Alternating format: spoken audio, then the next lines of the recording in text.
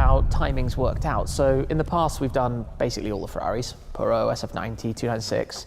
Back in the day, we also did the Senna. We did the Hurricane STO. You've seen the videos, the Ferraris, the McLarens, the Lamborghinis. A guy with a camera pointed at his own face, grinning ear to ear as he slides behind the wheel of a car that costs more than most people's houses. His name is Shmee150, and to millions of subscribers, he is the supercar dream. But here's what nobody is telling you. Behind every perfectly lit garage tour, every "Hi guys, I'm Shmee," and every exotic road trip through Monaco, Hi guys, I'm Shmee, hello, and welcome back to the channel. there's a story that is far more complicated, far more grind-heavy, and honestly, far more heartbreaking than those highlight reels ever let on. So buckle up, because today, we are peeling back the curtain. Who is this guy, really? Let's start at the very beginning, because this is where the story gets interesting. Timothy John Burton, known professionally as Shmee150, is a British car vlogger and YouTuber based in London. Sounds glamorous already, right?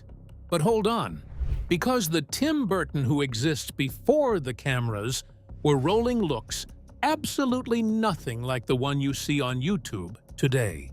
Born on September 17, 1987, Tim began his career far from the automotive world. After finishing his A-levels around 2005, he ran an electronics web shop, which he later sold to become a ski instructor in New Zealand. Yes, you read that correctly. The man who now parks a Ferrari SF90 Stradale, a McLaren Senna, and a Zenvo hypercar in his personal museum was, at one point in his life, selling electronics online and teaching people how to ski. On the other side of the planet.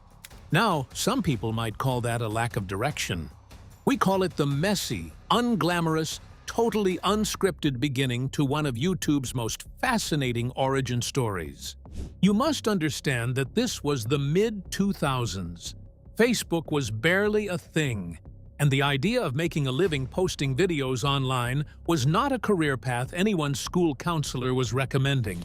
Tim and his generation were among the very first to stumble into a world where social media presence could become something real. But nobody knew that yet. One of the easiest things to forget now is just how weird the internet looked back then. YouTube had barely figured out what it even was. Instagram didn't exist yet. Influencers were not a thing. The word content creator sounded like something a marketing executive had invented in a meeting. Back then, if you were standing on a London street corner taking photos of a Ferrari, you weren't building a personal brand. You were just a car nerd. But those early communities mattered. Car forums were the original social networks for enthusiasts, places where people would obsess over grainy photos of prototype Lamborghinis, argue about horsepower numbers, and trade sightings of rare cars like they were Pokemon cards. Tim was one of those people, quietly posting photos, commenting, participating. No big plan or monetization strategy. No sponsors sliding into his inbox offering free trips to Monaco. Just genuine enthusiasm. And that detail matters more than people realize. Because the entire Shmee150 empire didn't start with a business model. It started with a hobby. But before any of that could happen, life had a very rude interruption planned for young Tim. But what happens when the dream you're chasing literally knocks you off your feet? The fall that changed everything. This is the part of the Shmee150 story that doesn't get talked about nearly enough.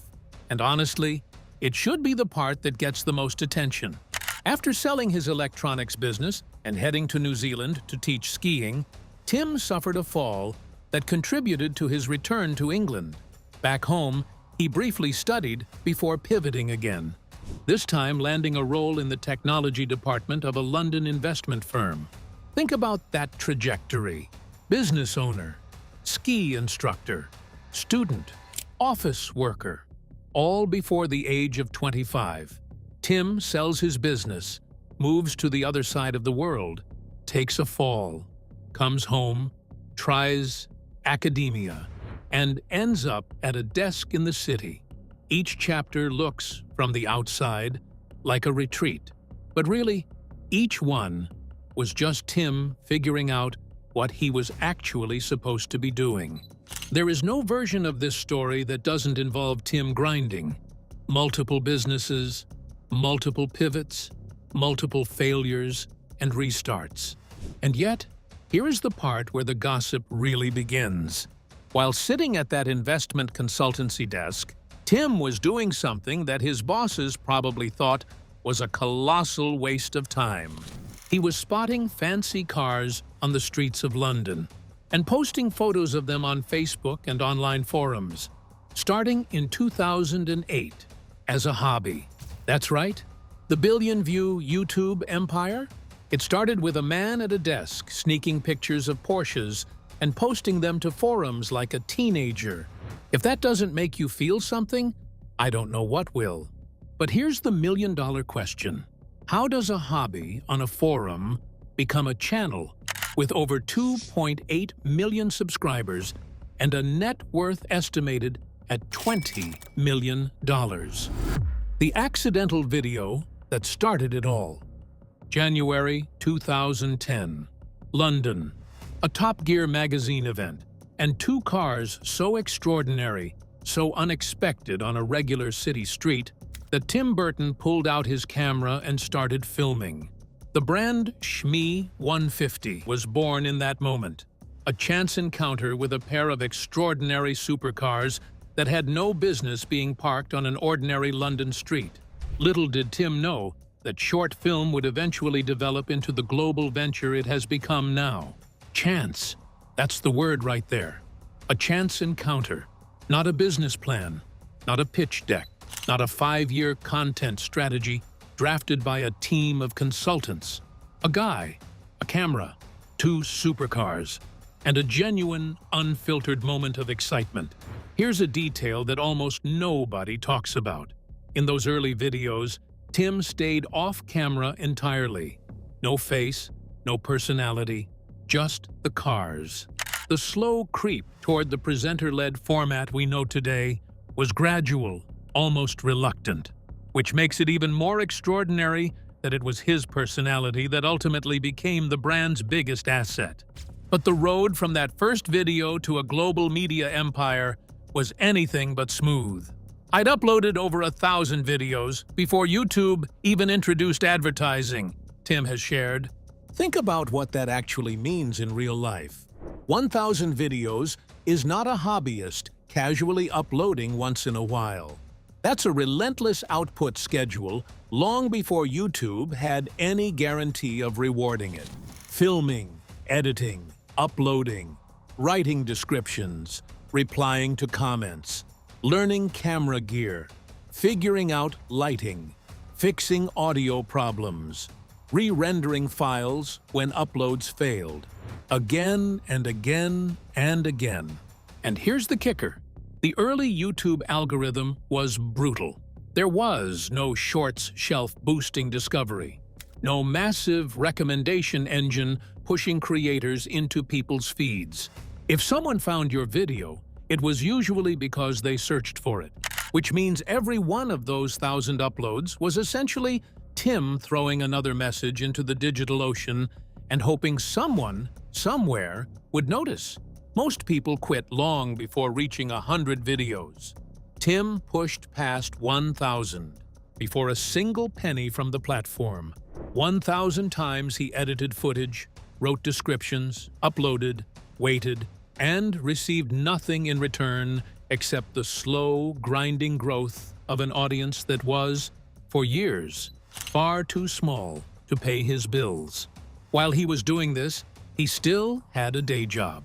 The dream was being built in the margins, the lunch breaks, the evenings, the weekends. After a full day at the investment firm desk, Tim was coming home and filming until midnight. Not once, not occasionally, consistently, for years, which raises an uncomfortable question. Is living the supercar dream actually a dream at all? Or is it the most punishing, relentless hustle that just looks like a dream from the outside? The grind. Nobody shows you. Here's the thing about Shmee150, that his critics, and oh, there are critics, we'll get to them, tend to completely miss. This was not inherited wealth or a trust fund. Neither was it a rich daddy handing over the keys to a Ferrari. After a few years of building his audience, Tim was finally able to quit the day job and go full-time on the channel. And in 2016, he took the brand one step further, publishing a book titled Living the Supercar Dream, turning his journey into a tangible, holdable, purchasable piece of the story. Not bad for a former ski instructor from the UK, but here is where the real machinery of the operation comes into focus. Part of his income is earned through advertisements, but Burton also generates revenue through merchandise under the Shmee label, sponsorships, and consultancy work for car brands.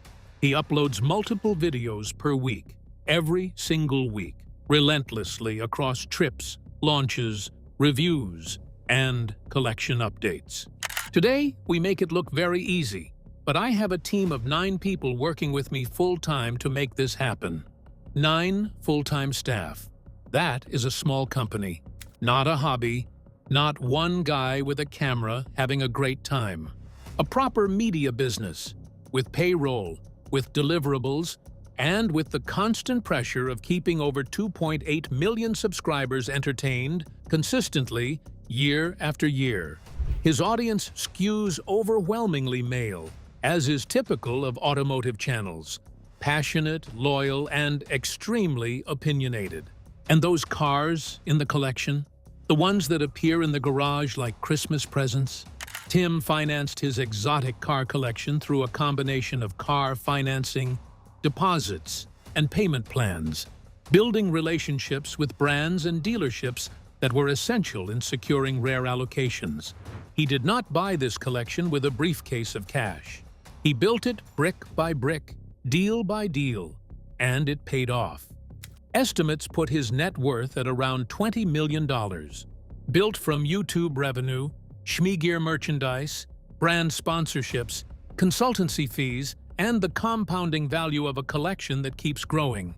But what happens when that relentless effort attracts not just fans, but critics, who would love nothing more than to tear the whole thing down? The haters, the drama, and the uncomfortable truths. Oh, this is the section we know you've been waiting for. Because let's be real, Shmee150 is not universally loved. Not even close. On forums like Piston Heads, basically the internet's most opinionated car enthusiast community, conversations about Tim Burton get spicy. Some online commenters have described his content as repetitive, arguing that the supercar lifestyle approach lacks the driving depth of journalists like Chris Harris.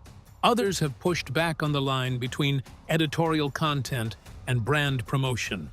Whether influencers who receive sponsored trips, press cars, and paid partnerships adequately disclose this to their audiences.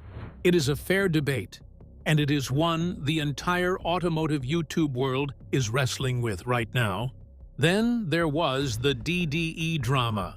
Daily Driven Exotics, another major automotive YouTube channel, found itself in a very public falling out with the broader car content community, and Shmee's name got pulled into the orbit of that controversy. Tim eventually addressed it publicly, discussing the situation in a podcast interview, covering everything from the difference between legitimate feedback and malicious intent to the psychological toll of comparison and competition within the creator ecosystem.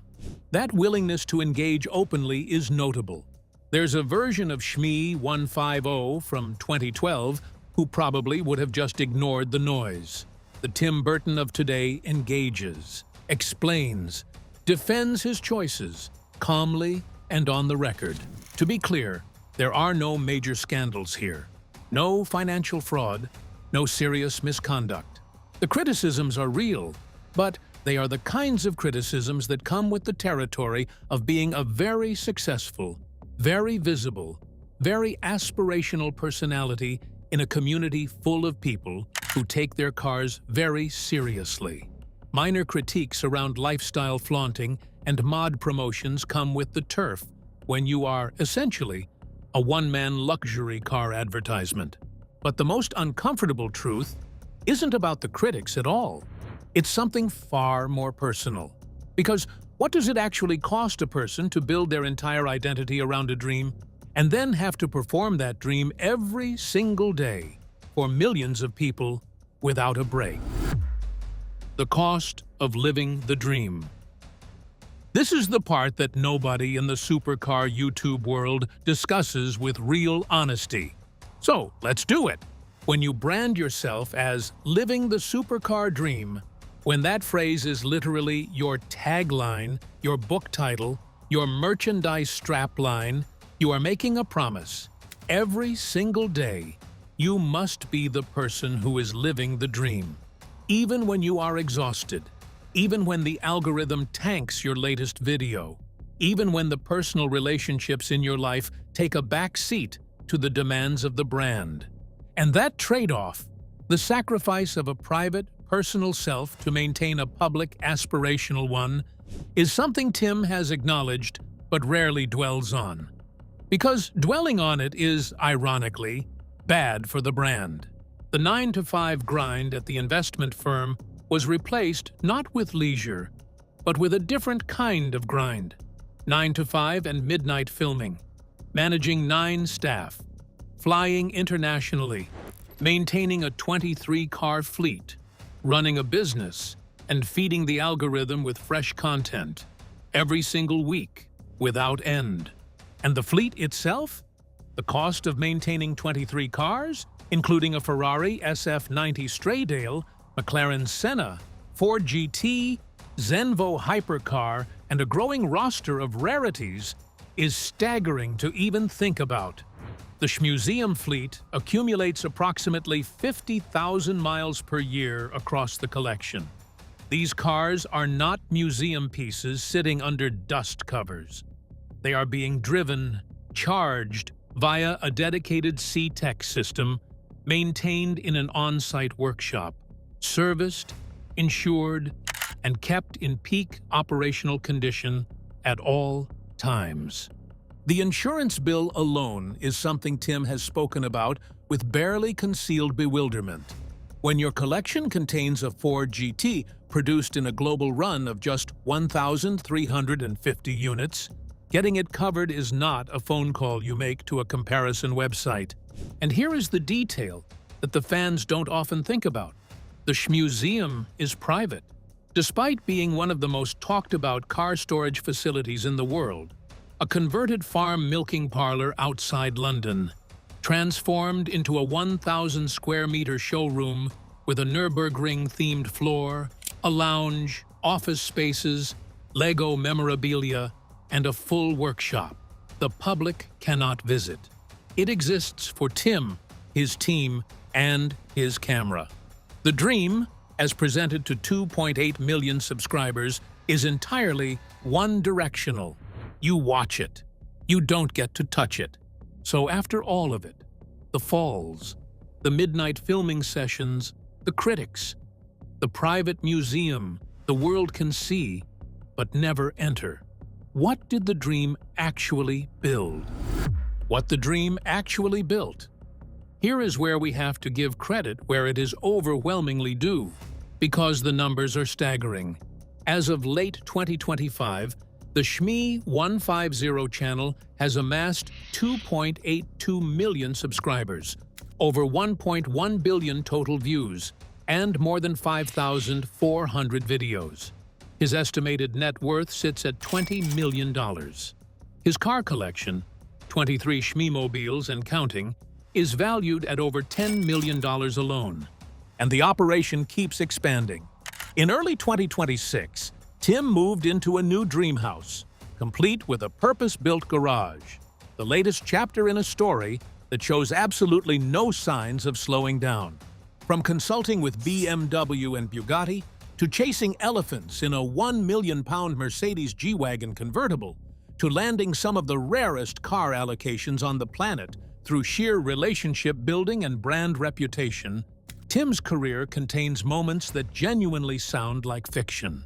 And maybe the most fascinating thing about the Shmee150 phenomenon is this: the brand never pivoted away from its original formula. No dramatic rebrands, no sudden shift into drama content, no desperate attempts to chase viral trends. Tim kept doing the same thing he started with: cars, travel, enthusiasm, video after video. Over 15 years later, the formula still works. Not because it's flashy, but because it's authentic to the thing that started it all: a genuine fascination with machines that most of us will never get the chance to experience up close. And authenticity, on the internet, has a funny way of aging extremely well. And then there is the moment that brings the whole story full circle. In March 2025, Tim returned to rugby school to speak at the Careers Convention, the very same event that had once inspired him as a student, when an entrepreneur's talk and a BMW 1 Series left a lasting impression. That event inspired me to become an entrepreneur, Tim reflected. It's surreal to now be in a position where I am able to return to the same event to inspire the next generation. The ski instructor who fell, the forum poster who uploaded 1,000 videos for free, the man who filmed after midnight for years, while the rest of the world slept, standing in front of the next generation of dreamers, telling them it's possible. So, is the Shmee150 story heartbreaking? In parts, yes. The injury in New Zealand, the years of unmonetized grinding, the midnight filming sessions, the personal trade-offs that come with making your identity your brand, the private museum that the world watches but can never walk into. But heartbreaking is not the same thing as hopeless. And the story of Timothy John Burton, the kid who sold electronics online, broke himself on a ski slope, sat at a City of London desk, dreaming about Ferraris, published a book called Living the Supercar Dream, and turned all of it into a $20 million empire, is not a tragedy. It's a reminder. The dream isn't delivered. It's built, video by video, failure by failure, barn by barn. If this video hit different, drop it in the comments. What part of Tim's story surprised you the most? And if you haven't subscribed yet, now's the time. There are a lot more stories like this one coming. See you in the next one.